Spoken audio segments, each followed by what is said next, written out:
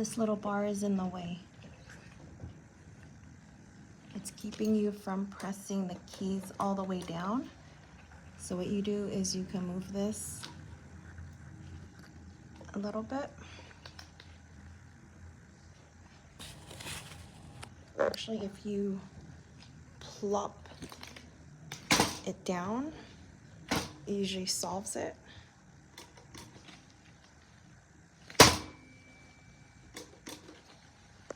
This thing is heavy duty, you're not gonna break it. But yeah, it's that little guy right there.